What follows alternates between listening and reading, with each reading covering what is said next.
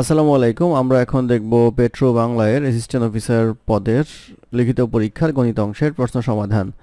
আমাদের চ্যানেলটির সাথেই থাকুন। আমরা প্রতি পরীক্ষার পর চেষ্টা করি সেই পরীক্ষার প্রশ্নের গণিত অংশের সমাধান ভিডিও আকারে আপলোড করার জন্য। অঙ্ক শুরু হবে 1 নম্বর অঙ্ক দিয়ে। 1 নম্বর অঙ্কে বলা ছিল রহিম একটি কাজ করে 10 দিনে, করিম করে 20 দিনে। রহিম ও করিম একত্রে 4 দিন করার পর ফারুক বাকি অংশ 16 দিনে করলো। অর্ধেক কাজ করতে ফারুকের কত দিন লাগবে? তো এখানে তিনজন ব্যক্তি, একটা হচ্ছে রহিম, আর একটা হচ্ছে করিম,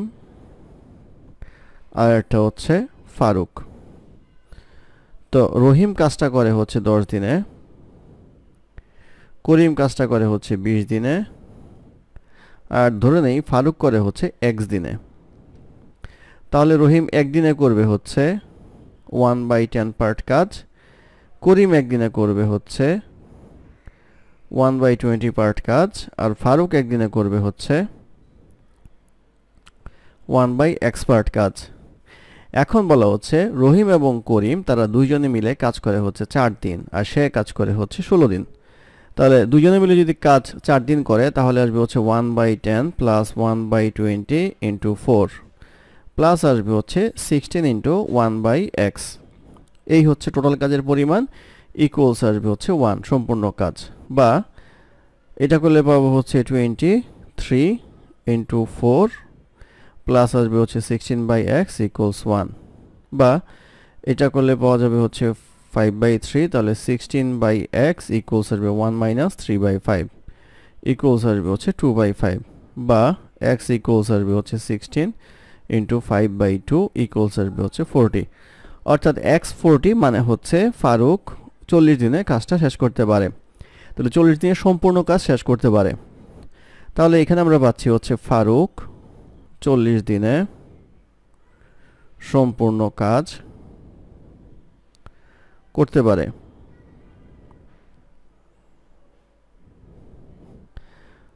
অতএব ফারুক অর্ধেক কাজ করতে পারবে যেহেতু অর্ধেক কাজ সময়ে অর্ধেক লাগবে, ইকুয়ালস আসবে হচ্ছে 20 দিনে। এই 20 দিনে ফারুক অর্ধেক কাজ করতে পারবে, 20 দিন হবে হচ্ছে এই প্রশ্নের উত্তর। তারপর প্রশ্ন নাম্বার 2। নাম্বার 2 এ বলা আছে মগবাজার থেকে ফার্মগেটের দূরত্ব ক কিলোমিটার। করিম 10 কিলোমিটার বেগে হেঁটে গেল, রিকশায় ফিরল খ কিলোমিটার বেগে। আসা যাওয়ার গড় গতিবেগ কত?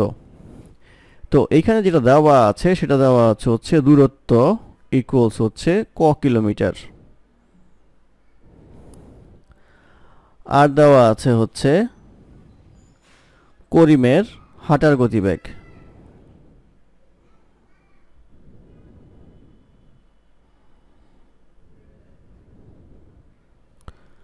ইকুয়ালস হচ্ছে 10 কিলোমিটার পার ঘন্টা হবে এটা গতিবেগটা। আর করিমের রিকশার গতিবেগ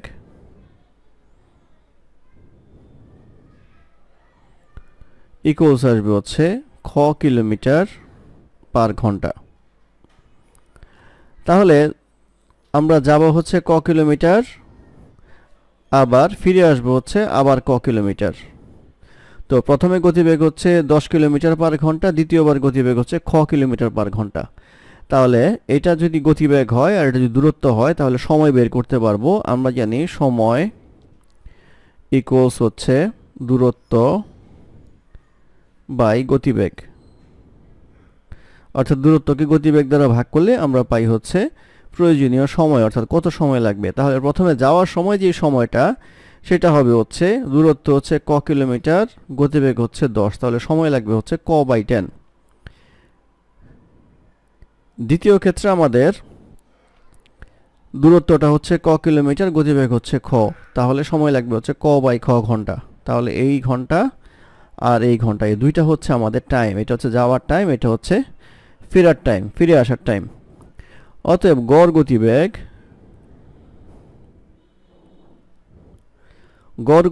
ইকুয়াল টু হচ্ছে দূরত্ব বাই সময়। অর্থাৎ দূরত্বকে যদি আমরা সময় দ্বারা ভাগ করি তাহলে গড় গতিবেগ পাওয়া যাবে। এখন দূরত্বটা কত আমাদের?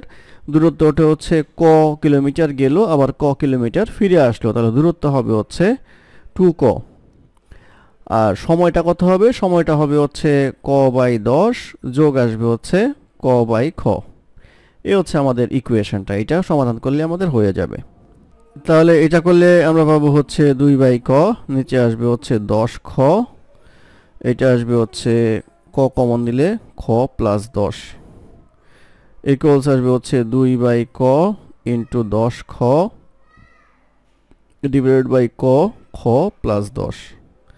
তাহলে ক ক কাটা আসবে হচ্ছে 20খ ডিভাইডেড বাই আসবে হচ্ছে খ প্লাস 10 কিলোমিটার পার ঘন্টা। তাহলে এই 20খ ডিভাইডেড বাই খ প্লাস 10 কিলোমিটার পার ঘন্টা হবে হচ্ছে গড় গতিবেগ। এটি হবে এই প্রশ্নের উত্তর। ধন্যবাদ আমাদের সাথে থাকার জন্য। আমাদের চ্যানেলটি ভালো লাগলে অবশ্যই সাবস্ক্রাইব করবেন, লাইক, কমেন্ট এবং শেয়ার করবেন। অঙ্কে কোনো সমস্যা থাকলে আমাদের কমেন্টে জানাবেন, আমরা চেষ্টা করব কমেন্টে রিপ্লাই দেওয়ার জন্য। ধন্যবাদ।